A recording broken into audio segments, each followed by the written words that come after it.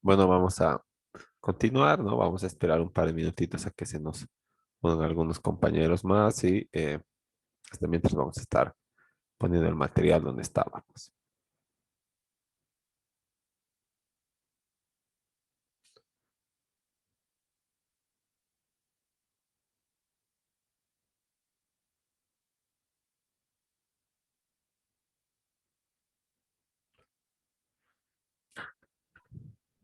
Bueno, vamos a continuar.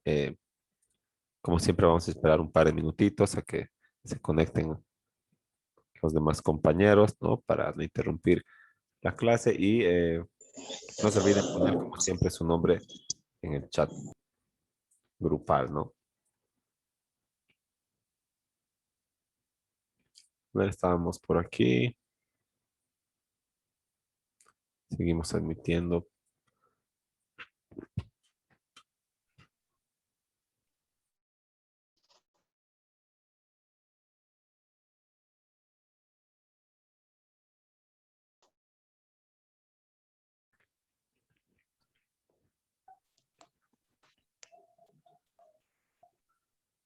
Entonces, habíamos visto esta parte, ¿no? Introductoria de los antecedentes, ¿no? De cómo surge, qué es el exégesis y cómo se empieza a aplicar en el derecho o de dónde surge, ¿no? Como de los, a consecuencia de la promulgación de la publicación del Código Napoleónico y sus, sus admiradores, ¿no? Los comentaristas. Así que luego se ha tornado una escuela, ¿verdad? Que tiene su propio método de interpretación estrictamente literal y de acuerdo a la voluntad del legislador, ¿no? Como un hecho aislado de toda otra connotación, porque no toma en cuenta, como ya habíamos visto, la parte social, la parte moral, ni el ideal de justicia, ¿verdad? Solamente el, la fuente que es el legislador, ¿verdad? Y, y la interpretación literal de la ley, que es lo más eh, importante, ¿no? O el sentido literal de la norma.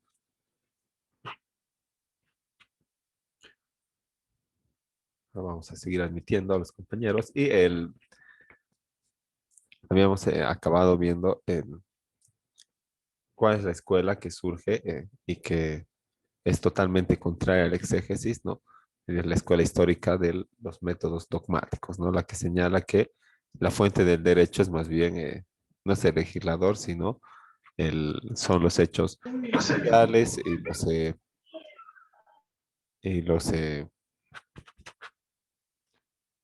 las situaciones de hecho, el contexto, que es lo que se norma a sí mismo, ¿no? Entonces, bueno, eso para ver cuál era la escuela contraria al exégesis, ¿no? Pero vamos viendo más de lo que es esta escuela y este método que se llama exegético.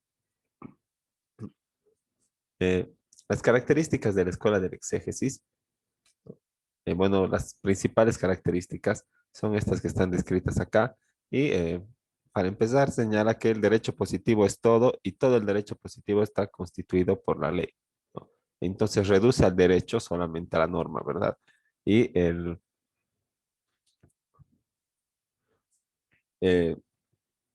mediante el derecho positivo tenemos que poder resolver todos los casos, tenemos que poder normar todos todo el comportamiento de las personas con consecuencias jurídicas, ¿no? Entonces, este, eh, y este derecho, ¿verdad? Este derecho positivo tiene que ser aplicado de acuerdo, como ya habíamos visto en todas las anteriores diapositivas, de acuerdo a su sentido literal, a su estricto sentido literal. Otra característica es que la interpretación está dirigida a desentrañar el sentido de la ley, cuya voluntad no puede ser otra que la del intérprete, ¿no? Porque la voluntad no puede ser suplantada por la del intérprete, ¿no? Entonces, eh, no es que no existe interpretación, ¿verdad?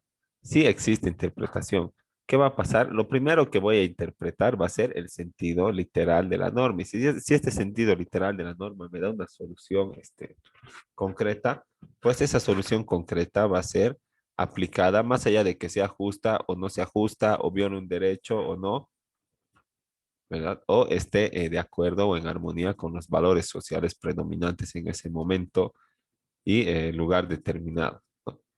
Pero si tengo que interpretar, ¿verdad? La norma, entonces, porque existe alguna parte oscura o que se llama alguna laguna, ¿no?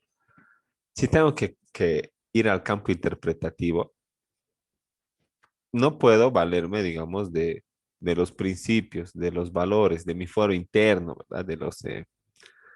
Eh, de los, eh, de los derechos constitucionales o los derechos aceptados o que están que están establecidos en las constituciones de los diferentes países, ¿no? Lo que tengo que hacer es interpretar, pero de acuerdo a la voluntad del autor de la ley, o sea, del legislador, ¿no? Y esta voluntad del legislador, ¿no? Porque es de él la voluntad, ¿no? De promulgar la norma, no puede ser suplantada por la del intérprete. Entonces, el intérprete lo único que tiene que hacer, o sea, el juez, es ponerse en el lugar del legislador y pensar qué habría hecho él, ¿no? O cómo es que ha pensado él para promulgar esta norma. Otra característica es que, deducidos los principios fundamentales que la ley consagra, deberán obtenerse de allí las consecuencias sin más apoyo que la razón y la habilidad dialéctica. Entonces, una vez que estén consagrados los principios en la ley, ¿no? Y todo el derecho positivo o el sistema jurídico esté vigente, solo tenemos que obtener de ahí las consecuencias, ¿no? No podemos razonar más allá de lo que está establecido en la norma. No podemos intentar ser más justos. Lo único que tenemos que hacer es interpretar las leyes, ¿no? Y si no hay ley vigente, ¿qué vamos a hacer? Vamos a ver eh, qué hacemos, pues, ¿no? Más en un par de diapositivas más. Vamos a ver cómo se las arregla el juez cuando en realidad no hay norma para resolver algún caso determinado, ¿no? O tal vez no tenga que resolver el caso determinado, ¿no? Y tenga que esperar que exista norma. O sea, le va a decir a la parte, ¿sabes qué? No hay norma para resolver esta situación que estás planteando y por lo tanto, rechazada, se tiene como no presentada la demanda hasta que exista norma. Vamos a ver qué es lo que sucede cuando,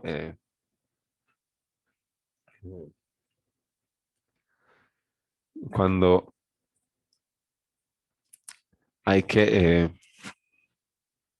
ponerse en el papel del juez mediante este método exegético.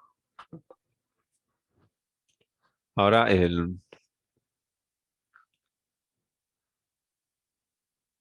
las costumbres carecen de valor y las insuficiencias de la ley se salvan por el recurso a la analogía. ¿Qué tengo que hacer? Tengo que intentar encontrar otra norma que resuelva un caso con unas características similares, bueno, no similares, sino muy parecidas, ¿no? Entonces, no se da cabida a la costumbre, sino solamente al derecho positivo. Pero si no existe ley de verdad, ¿qué vamos a hacer? Vamos a ir a la voluntad del legislador, ¿no? Y si, eh, y si, bueno, se va a la voluntad del legislador cuando existe ley, pero tiene algún elemento oscuro, ¿verdad? O alguna laguna, ¿no? Pero si no existe ley en realidad, ¿qué vamos a hacer? Vamos a intentar encontrar una ley, ¿verdad? Por analogía, o sea, como una pieza del rompecabezas que vas a meter a la fuerza, porque parece nomás el colorcito, ¿no? Pero el, estos son los únicos, digamos, recursos que tiene el intérprete del derecho, que es el juez, para poder dar solución, ¿no? Entonces no tiene ninguna autonomía, no tiene ninguna atribución de, digamos, eh,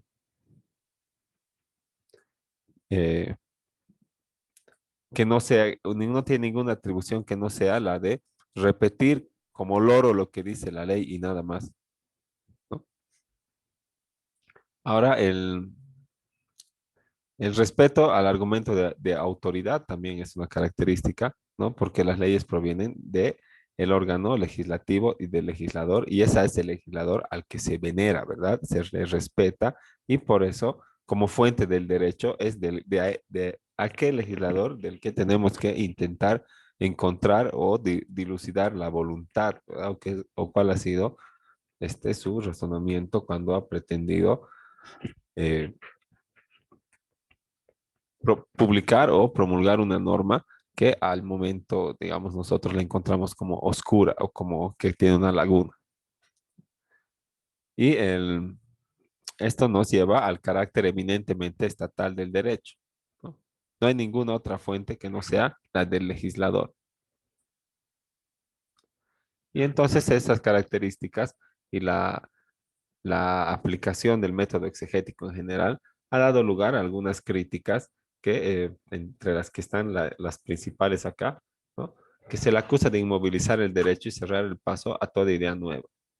Entonces, como el derecho es suficiente y el derecho lo es todo, ¿verdad? Y no podemos interpretar, sino nada más aplicar lo que dice de acuerdo al método, digamos, a la interpretación literal y en su caso a la voluntad del legislador. Entonces, estamos, como ya habíamos dicho, ¿verdad? Eh, Separando el derecho de la vinculación que tiene con con los cambios sociales, ¿no? Y con la evolución y con el desarrollo de las relaciones jurídicas mismas, ¿verdad? Porque cada vez y eh, cada, cada que pasa el tiempo y evoluciona y se desarrolla la humanidad, ¿verdad? Van surgiendo nuevos elementos o nuevas formas de constituir relaciones jurídicas, ¿no? Como por ejemplo, antes lo único que bastaba, no existía el contrato escrito, nada más bastaba tomarlo de palabra y le dabas tu plata, ¿verdad? A uno que iba en barco al otro lado del mundo para que te traiga especies y seda, y sucedía, ¿no? Entonces luego se han ido volviendo más complejas las cosas, ¿verdad? Ya no ha habido trueque, ha habido la necesidad de que surja una moneda de cambio común como el dinero, ¿verdad? El papel moneda o las moneditas de oro, ¿no? Y entonces han ido habiendo muchos cambios, porque antes se cambiaba un huevo por una gallina, ¿no? Y no sabías cuántos huevos necesitabas para comprar un caballo, pero ahora sí sabías, ¿verdad? Entonces, y necesitabas registro de todas tus acreencias y tus deudas, y ha ido surgiendo la necesidad de que se establezca un contrato, ¿verdad? Luego de normar estas relaciones jurídicas y así, todo el tiempo van evolucionando las relaciones sociales y también eh, los vínculos jurídicos, y en base a esta evolución también el derecho tiene que avanzar, pues, ¿verdad? Ahora, seguramente, por ejemplo, habrá que pensar cómo regular las ventas por Facebook, ¿no? Porque es una actividad económica, ¿no? Y pues deberían estar alcanzados por algún impuesto o tener algún carácter formal para que también los consumidores tengan alguna autoridad donde irse a quejar en caso de que te engañen, ¿no? En esa clase de ventas. Y además para evitar la competencia desleal y todo, ¿no? Pero el, esto siempre y cuando, digamos, aceptemos esta vinculación entre los cambios sociales y el derecho, ¿no? Lo que no hace la exégesis. Otra crítica es que el, el exégesis señala que solamente es válida la solución que se desprenda de la ley. En todo caso, si no existe ley, entonces no puede haber solución. Y estamos también quitándole autoridad a otras instituciones como las Cortes Supremas o el Tribunal Constitucional, ¿verdad? O sea, arriba decíamos, la costumbre no es fuente del derecho, ¿verdad? Pero aquí podemos decir que tampoco hay que hacer caso a la sentencia constitucional, pues acaso proviene del legislador, y si el juez solo tiene que aplicar la ley y la solución tiene que desprenderse de la ley, ¿qué va a hacer analizando o apoyándose en sentencias constitucionales, en autos supremos de la Corte Suprema de Justicia, ¿no? Entonces, va a ocasionar que esas instituciones que son intérpretes de la ley pierdan legitimidad, pues pierdan vigencia. Ahora también se le critica de considerar dotadas de realidad las concepciones puramente ideales y subjetivas, ¿no? Al, al ser de acuerdo a la exégesis, ¿verdad? Al ser el derecho una,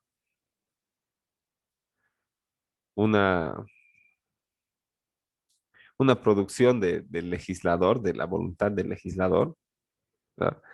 Entonces, podemos decir que esta voluntad del legislador carece de toda realidad, ¿verdad? Porque la voluntad es algo del fuero interno, es una idea que se expresa, un deseo, ¿verdad? Entonces, desde ese punto de vista, esta voluntad, ¿verdad? Normativa es puramente ideal y subjetiva de la persona del legislador, ¿no? Y a esto se le da carácter de realidad, ¿no? O de que, bueno, va a normar las relaciones de manera objetiva. Entonces, se le dota de realidad a una concepción que en su origen es meramente ideal y subjetiva, ¿no? Porque la exégesis misma desconoce, ¿verdad?, la vinculación entre otras fuentes entre el derecho y la posibilidad de que tenga otras fuentes que no sea el legislador, ¿no? Entonces, si el legislador es la única fuente del derecho, ¿de quién es la voluntad? Del legislador, ¿verdad? Y si eh, y esta voluntad proviene solamente del carácter subjetivo y de su fuero interno, ¿no? Pero ¿qué se le va a hacer? Se le va a dotar de realidad porque va a ser publicada y va a tener que ser obedecida por la generalidad. Y también se le critica porque reduce el concepto del derecho a una mínima expresión que solamente es una parte del estudio de la ciencia jurídica, que es la ley, ¿verdad? La ley no es el derecho en general, no abarca toda la ciencia jurídica, pero se le critica la exégesis de que intenta reducir al derecho, ¿no? Al concepto de derecho, eh, dentro del concepto de ley, ¿no? Ahora, eso en cuanto a las este, características y las principales críticas, ¿no? Y ahora vamos a pasar a hablar de manera muy resumida también o a diferenciar, ¿no? De manera pues, objetiva la exégesis y la hermenéutica, porque ya habíamos hablado por acá de que la exégesis tiene que ver con la hermenéutica o había surgido de la hermenéutica, que es el arte de leer y de traducir o interpretar los textos, ¿no? Y que la exégesis es solamente una parte o una técnica de las que utiliza la hermenéutica, ¿no? Entonces podemos decir que ambas tienen que ver con la interpretación de los textos, en este caso normativos, pero a niveles y desde perspectivas diferentes, ¿no? La hermenéutica representa todas las teorías y métodos para estudiar los textos, ¿no? Y la exégesis es la interpretación del texto, ¿no? Eh, y la exégesis es una de las maneras de interpretar el texto, ¿no? Entonces, eh, solamente es como les decía, una, eh,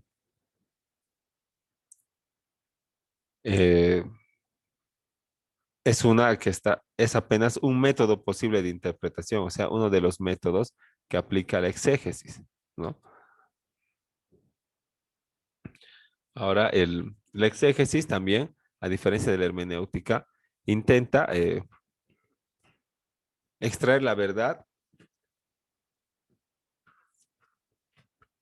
del texto que está establecido o que está dado, ¿verdad? Mientras que la hermenéutica estudia la traducción, la explicación y el entendimiento general de este texto, ¿no? No solamente busca extraer la verdad objetiva, ¿no? Sino que le interpreta, lo entiende, ¿no? Lo razona, entonces, pero de acuerdo a ciertos métodos y técnicas, ¿no? Y entre esos métodos y técnicas está la exégesis, ¿no? Entonces podríamos afirmar, como dice nuestra diapositiva, que la exégesis es apenas uno de los métodos posibles de interpretación que estudia la hermenéutica, ¿no?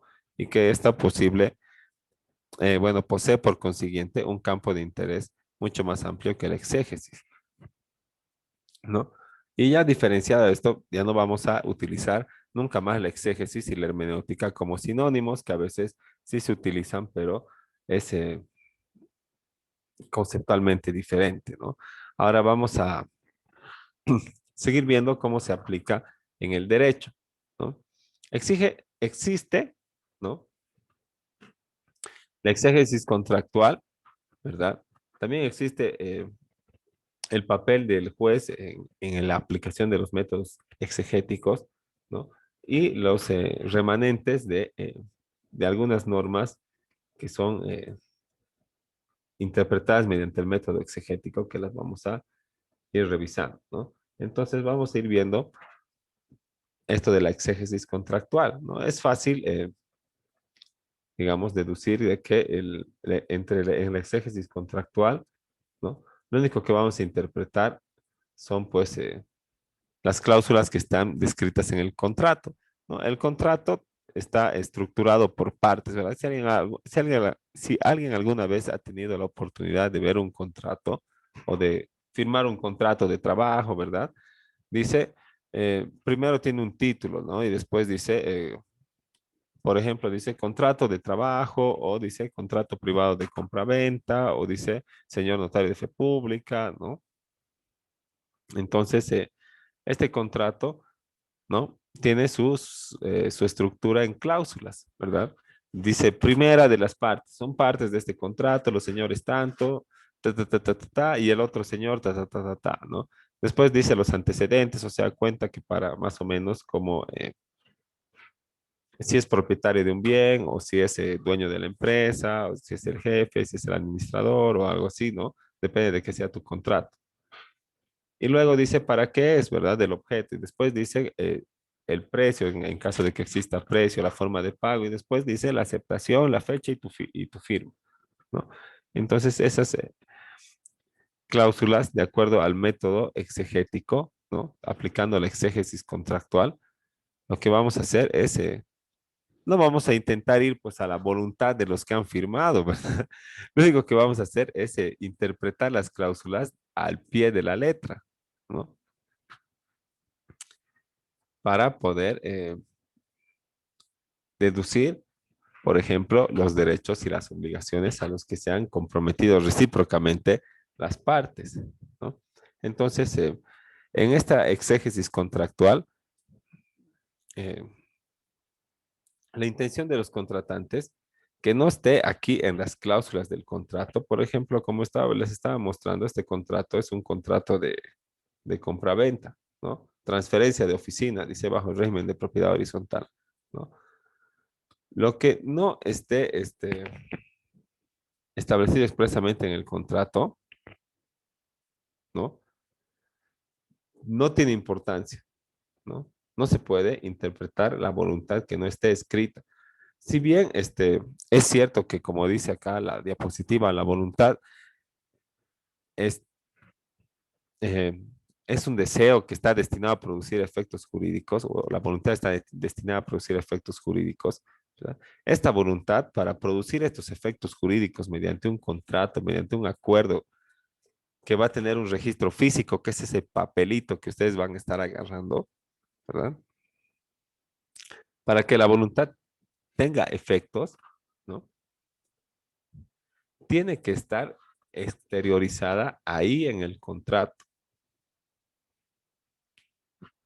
Y si no está de manera expresa ahí en el contrato, ¿no? Entonces carece de toda importancia esta intencionalidad. Y solamente hay que regirnos por lo que señala el contrato, ¿no? Por ejemplo, aquí dice quiénes son las partes, aquí dice eh, cuál es el bien que están vendiendo, ¿verdad? Cómo es propietario, después dice el precio, ¿no? Eh, después está la aceptación, ¿verdad? Y, por ejemplo,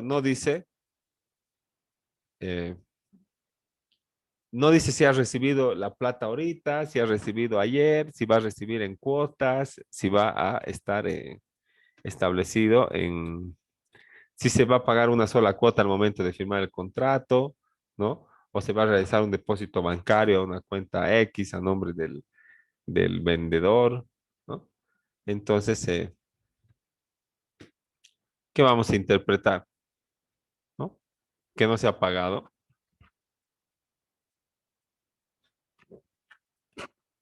¿O qué vamos a interpretar? Que quieren pagar en cuotas. Entonces, cuando realicen los contratos, sí tienen que poner todos estos puntos, ¿verdad? Tienen que decir 53.000 dólares, por ejemplo, monto que declara recibir a su entera satisfacción, ¿no? A la firma del presente contrato, ¿no? Entonces ahí está exteriorizado, ¿no? Ahora, ¿qué pasaría si este contrato no tendría esta cláusula de conformidad, ¿verdad? No dice que las partes aceptan el contrato en todas sus cláusulas, ¿no? No estaría totalmente exteriorizada la voluntad, ¿verdad? Este contrato estaría mal elaborado, tendría un defecto de forma, le llaman, ¿no? Entonces, en la exégesis contractual, la voluntad para producir efectos jurídicos tiene que estar exteriorizada y expresada ahí de manera literal en los contratos, ¿no? Y los contratos, la verdad, medio que s- eh, se interpretan nomás de acuerdo a este método, digamos, de la exégesis contractual, ¿no? Todo el mundo dice, papeles cantan, ¿verdad? Y todo el mundo sabe que si no está en el contrato, entonces no te pueden obligar. Por ejemplo, ¿qué pasa cuando tu contrato de trabajo dice, entra a las 9 de la mañana y sale a las 5 de la tarde y después te dicen llega a las 5 de la tarde, ¿verdad? Uno de esos días de trabajo y te dicen, ¿sabes qué, viejo? Te tienes que quedar nomás hasta las 5:30, 5:45 porque te tienes que poner la camiseta de la empresa. Hay harto trabajo. Y posteriormente va a mejorar para vos también la situación, ¿no? Entonces, bueno, de acuerdo a tu contrato, ahí tú podrías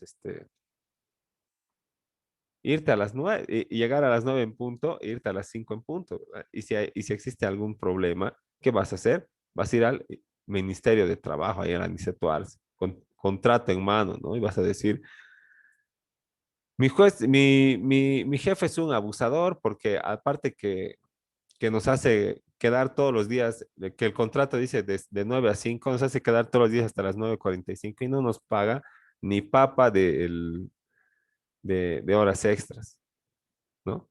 ¿Cómo van a interpretar? Con el método exegético, ¿verdad? ¿No? Al pie de la letra del contrato que se ha firmado, ¿no? No va a decir, es que, ay, le habíamos contratado así, pero bueno, ha surgido más trabajo, ¿verdad? Y también le beneficia a él para asegurar su fuente laboral, ¿no? El, ahí dice de 9 a 5, ¿verdad? Y no le puedes decir nada porque 5 y 5 ya está en la puerta, ¿no? Y tampoco es causal de que le votes. Ahora, en lo que se refiere al tenor, sí, alguien ha levantado la mano. Sí, doctor, ya buenas noches. Una pregunta en cuanto a las cláusulas. ¿Las arras son lo mismo que las cláusulas? Perdón. No, las arras es, digamos, es como el contrato puede tener arras, ¿verdad? Y las arras es como una garantía para el cumplimiento de los plazos. Por ejemplo, eh, yo firmo un contrato con arras, ¿verdad? Y pongámonos este contrato, ya se nos va a acabar el tiempo, pero pongámonos este contrato de compraventa, ¿no? Que es un buen ejemplo. El, digamos que yo soy el vendedor, pero te estoy vendiendo, pero estoy en trámite de regularizar, de sanear la documentación, ¿verdad? Entonces, tú me vas a decir, ya, te doy la plata, ¿verdad? Pero tenemos que hacer un compromiso de venta con arras, ¿no? Entonces, ¿qué quiere decir las arras? Que si tú me das, yo te acordamos en el contrato que me vas a dar, digamos, la mitad del dinero o me vas a dar, digamos, $40,000 y $10,000 va a quedar para cuando firmemos el contrato y esto va a ser dentro en un plazo máximo de 3 meses, ¿verdad? Y tú te comprometes bajo arras, ¿no? Y esta cláusula de arras, lo que es, eh, lo que representa es una garantía, ¿verdad? Para que se cumpla ese plazo y, digamos, una sanción para el que incumple, ¿va? Entonces, arras penales, dice, o en arras penitenciarias, ¿sí? Lo que quiere decir es que cuando tú incumples el contrato, de acuerdo a esa cláusula de arras, vas a pagar.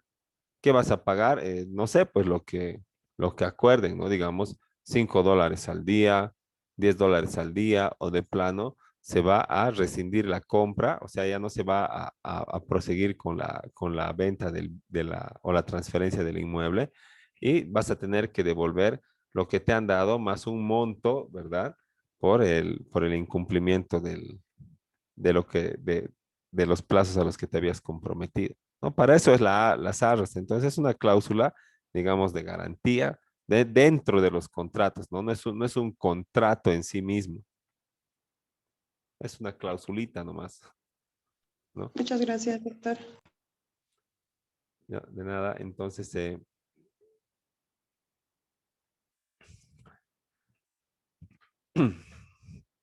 ahora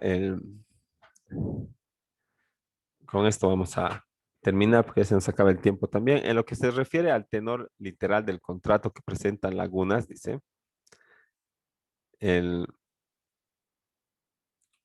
porque algún contrato tal vez puede no ser muy completo, ¿verdad? O sea, puede que haya un elemento que represente un vacío, ¿no? O una laguna, o que no esté muy claro, o sea, que tenga una parte oscura, ¿no?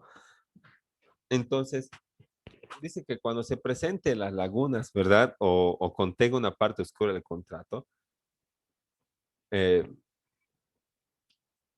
el sentido que hay que darle, de acuerdo a la metodología del exégesis, es, no hay que pensar qué hubiera hecho el que ha contratado, ¿verdad? ¿Qué estaba pensando esa persona en particular? Sino que, o como si es que fuera el legislador, ¿verdad? En la parte que estábamos hablando hace rato, sino que aquí en el contrato, para interpretar, ¿verdad? Esas partes oscuras o esas lagunas, lo que hay que, en el lugar del que hay que ponerse, es de un hombre común que razona con la idiosincrasia y las tradiciones que comparte con sus iguales, ¿verdad? Tiene que cuestionarse cómo el hombre este, común entendería el contrato o esta cláusula que está oscura o con lagunas, ¿no? Y cómo este hombre lo cumpliría de forma espontánea, ¿no? Entonces, de vuelta vamos a un carácter, digamos, externo, ¿verdad? Al contrato y además meramente ideal y subjetivo, ¿verdad? Porque tenemos que ir a ponernos en el lugar de, de cualquier hombre común, cómo interpretaría el contrato, ¿no? Y esto es contradictorio con sus postulados mismos de la exégesis, ¿verdad? Si solo el legislador es, ¿no ve?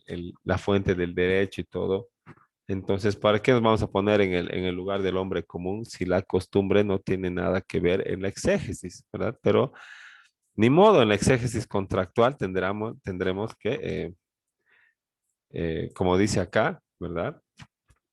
Eh, Ponernos en el lugar del hombre común, ¿verdad? De la persona en general que firmaría ese tipo de contratos, ¿no?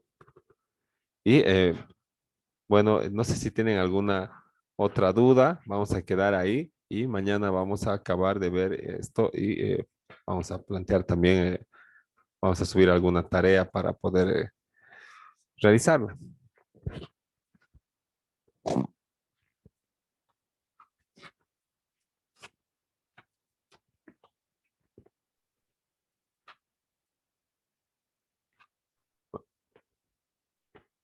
Bueno, en su caso, si este, no tienen mayores dudas o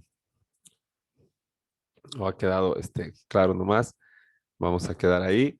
Mañana terminamos con el avance, les comparto todo el material, ¿no? Y también vamos a subir lo que es la tarea, ¿no? Es interesante nomás esto del exégesis, pero como vamos a ver, ya no está pues en aplicación, ¿no? Pero como ya les adelanté, todavía tenemos algunos remanentes, remanentes de, de leyes que nos ordenan a interpretar de manera exegética, ¿verdad? Como por ejemplo nuestro código tributario que dice que las normas tributarias se interpretan con arreglo a los métodos admitidos en el derecho, ¿no? Y acá en excepciones tributarias serán interpretados de acuerdo a método literal, ¿no? Entonces, ahí estamos aplicando el método exegético nomás, pues, ¿verdad? Y vamos a ir, bueno, vamos a acabar con eso mañana y luego vamos a hacer la tarea, ¿no? Entonces, nos vemos mañana y que tengan buenas noches. Hasta luego. Hasta mañana, doctor. Mañana.